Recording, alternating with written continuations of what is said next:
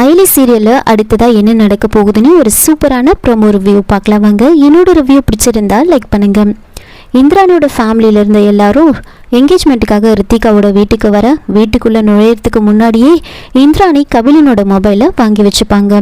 ஆனால் கபிலன் அவங்க ஃப்ரெண்டுக்கிட்ட இருந்து மொபைலை வாங்கி வர்மாவுக்கு கால் பண்ணி, நீ சொல்கிற வேலையை என்னால் செய்ய முடியாது, எனக்கு இன்றைக்கி என்கேஜ்மெண்ட்டு, நாளிலேருந்து நீ என்ன வேலை சொன்னாலும் நான் செய்கிறேன் அப்படின்னு சொல்ல, வர்மா நீ செஞ்சு தான் ஆகணும், என்கிட்ட காரணத்தெல்லாம் சொல்லாத, இல்லைன்னா உன் உயிர் உங்ககிட்ட இருக்காதா அப்படின்னு மிரட்டுறாங்க. இந்திராணி நாம் மொபைலை வாங்கி வச்சுட்டோம், இவன் யாருக்கிட்ட பேசிகிட்டு இருக்கான் அப்படின்னு யோசிச்சுட்டு இருக்காங்க. வீட்டுக்குள்ளே நுழைஞ்சதுக்கப்புறம் தான் இந்திராணி அயலியை பார்க்குறாங்க. அயலியை பார்த்து பேசிகிட்டு இருக்கும் போது தான் அயலி தான் அந்த வீட்டோட மூத்த பொண்ணுன்ற விஷயம் இந்திராணிக்கு தெரிய வருது. அதுக்கப்புறமா ரித்திகா அயலியை ஏதாவது பண்ணணுன்றதுக்காக வந்திருக்கிறவங்க எல்லாரோட செருப்பம் ஒழுங்காக இல்லாமல் இருக்குது, ஒழுங்காக அதை போய் அரேஞ்ச் பண்ணி வை அப்படின்னு சொல்லி செருப்பெல்லாம் அடுக்கி வைக்க சொல்கிறாங்க. உடனே அயலியும் அந்த செருப்பெல்லாம் அழகாக அரேஞ்ச் பண்ணி வச்சிட்ருப்பாங்க. இதை பார்த்ததுமே பாட்டிக்கு பயங்கர கோவம். நீ எதுக்காக இந்த வேலையெல்லாம் செஞ்சிட்ருக்க அப்படின்னு ரொம்ப கோவமாக பாட்டி பேசிகிட்டு இருக்காங்க. அந்த சமயத்தில் கபிலன் ஃபோன் பேசிட்டு அங்கேருந்து அயலியை கிராஸ் பண்ணி போயிட்டுருக்காங்க. அயலி கபிலனை பார்க்க மாட்டாங்க. அதுக்கப்புறமா நிச்சயதார்த்தம் ஆரம்பிக்கிறதுக்கு முன்னாடி ரித்திகாவுக்கு நகை கொடுக்கணும்னு இந்திராணி சொல்கிறாங்க. ஆனால் அதுக்கு முன்னாடி இந்த வீட்டோட மூத்த பொண்ணுக்கு தான் நகையை கொடுக்கணும் அப்படின்னு சொல்லி அயலியை கூட்டிகிட்டு வர சொல்கிறாங்க. இந்திராணி இப்படி அயலிக்கு நகை கொடுக்கறத பார்த்து ஜமுனா செல்லம்மாக்கெலாம் பயங்கர கோவம், இருந்தாலும் கண்ட்ரோல் பண்ணிட்டு இருப்பாங்க. அப்போ தான் உங்களுக்கு கல்யாணம் ஆகலையா அப்படின்னு எல்லாரும் கேட்குறாங்க. அது கேட்டதுமே அயலி என்ன சொல்கிறதுன்னு தெரியாமல் முழிக்கிறாங்க.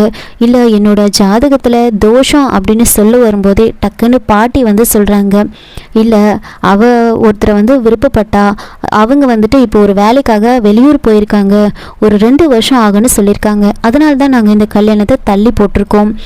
மூத்த பொண்ணுக்கு ஆகலைன்றதுக்காக அடுத்த பொண்ணு வாழ்க்கையை நமக்கு எடுக்கக்கூடாதுல, அதனால தான் ரித்திகாவுக்கு நாங்கள் கல்யாணம் வச்சுட்டோம், அப்புறமா நாங்கள் அயலிக்கு கல்யாணம் பண்ணுவோம் அப்படின்னு சொல்லி சமாளிச்சிட்றாங்க. அதுக்கப்புறமா எல்லாம் பேசி முடிச்சதுக்கப்புறமா அயலி என்ன பண்ணுறாங்கன்னா எல்லாருக்கும் ஜூஸ் எடுத்துகிட்டு வராங்க.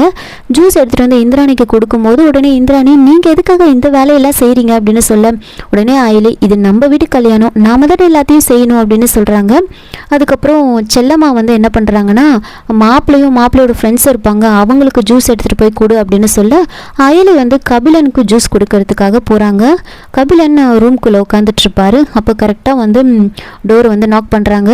தட்டும்போது சரி ஒரு நிமிஷம் வெயிட் பண்ண அப்படின்னு சொல்லிட்டு கபிலன் எந்திரிச்சு வராரு கதவை திறக்கிறதுக்காக.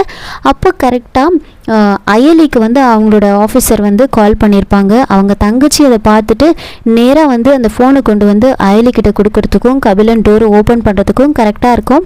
அதுக்குள்ளே ஃபோனை எடுத்துகிட்டு அயலி அங்கே போயிடுவாங்க. ஜூஸை கொடுத்துட்டு அயலிக்கிட்ட அந்த ஆஃபீஸர் சொல்கிறாங்க, எல்லா விஷயத்தையும் சொல்கிறாங்க. இந்த மாதிரி ஒரு லெட்டர் வந்துச்சு, பாம்பு வைக்க போது தான் நமக்கு இன்ஃபர்மேஷன் வந்திருக்கு அப்படின்னு சொன்னதுமே இது கண்டிப்பாக ஃபேக்காக தான் இருக்கும், ஆனாலும் நமக்கு குழந்தைங்களோட உயிர் ரொம்ப முக்கியம் அப்படின்னு சொல்கிறாங்க. அப்போ என்ன பண்ணுறது அப்படின்னு அவர் கேட்கும்போது, இதுக்கு நமக்கு ஹெல்ப் பண்ணுறதுக்கு ஒரே ஒரு ஆள் தான் இருக்காங்க, அந்த மிஸ்டர் எக்ஸ் மட்டும்தான் நமக்கு ஹெல்ப் பண்ண முடியும் அப்படின்னு சொல்ல, என்ன சொல்கிற அயலினி அப்படின்னு கேட்க, ஆமாம் சார், கண்டிப்பாக அந்த வர்மாவுக்கு ஹெல்ப் பண்ணுறதுக்கு இங்கே வேறு யாரும் கிடையாது, அந்த எக்ஸை தவிர வேறு யாருமே கிடையாது, கண்டிப்பாக இதுக்கு அவனோட ஹெல்ப்பை தான் அந்த வர்மா தேடி போயிருப்பான், அவனை மட்டும் நாம் எங்கேயும் நகர விடாமல் நிறுத்திட்டோன்னா இதை நம்ம எப்படியாவது குழந்தைங்களெல்லாம் காப்பாற்றிடலாம் அப்படின்னு சொல்கிறாங்க. இதை கேட்டதுமே இது ஒரு நல்ல ஐடியா தான் அப்படின்னு சொல்கிறாங்க. சரி உடனே அவனோட அக்காவுக்கு கால் பண்ணி பேச அப்படின்னு சொல்ல, அயலி சார் இதை நான் பார்த்துக்கிறேன் அப்படின்னு சொல்லிட்டு இந்திராணிக்கு கால் பண்ணுறாங்க. இந்திராணி பார்த்ததுமே எதுக்காக போலீஸ் இப்போ கால் பண்ணுறாங்க அப்படின்னு சொல்லிட்டு தனியாக வராங்க. அயலி ஒரு பக்கம் இந்திராணி ஒரு பக்கம் அப்படின்னு பேசிகிட்டு இருக்காங்க. அப்போது எதுக்காக இந்த டைமில் கால் பண்ணியிருக்கீங்க அப்படின்னு சொல்லி கேட்க, உங்ககிட்ட ஒரு விஷயத்தை சொல்லணும் தான் கால் பண்ணியிருக்கேன் அப்படின்னு சொல்கிறாங்க. என்ன விஷயம், எதுக்காக தேவையில்லாமல் பண்ணிகிட்ருக்கீங்க அப்படின்னு இந்திராணி ரொம்ப கோவப்படுறாங்க. ரெண்டு பேருமே மாற்றி மாற்றி ஏன்னு கத்தவே ஒருத்தர் திரும்பி பார்த்துக்கிறாங்க. இந்திராணியை பார்த்து அயலி ஷாக்காக, அயலியை பார்த்து இந்திராணி ஷாக் ஆகுறாங்க. உடனே இந்திராணி இது ஆஃபீஸ் கால் அப்படின்னு அவங்க சொல்ல, அயலி ஸ்கூல்லேருந்து கால் வந்திருக்கு அப்படின்னு சொல்லி சமாளிக்கிறாங்க.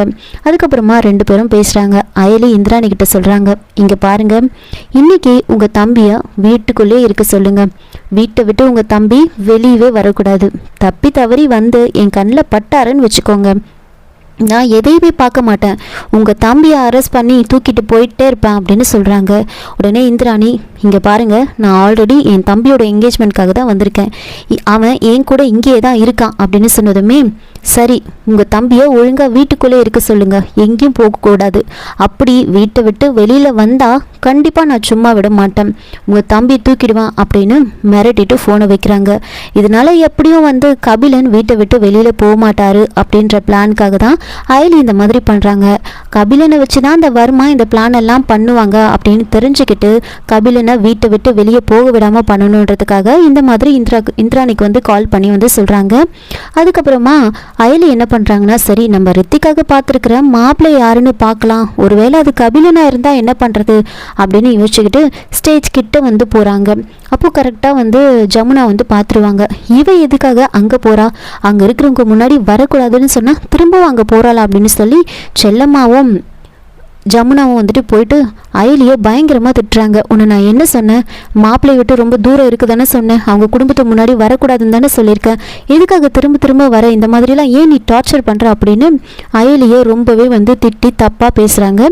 இதோட இந்த எபிசோடு முடிச்சிருக்காங்க. என்னோட ரிவ்யூ பிடிச்சிருந்தா லைக் பண்ணுங்கள், மறக்காமல் சப்ஸ்கிரைப் பண்ணுங்கள். தேங்க்யூ.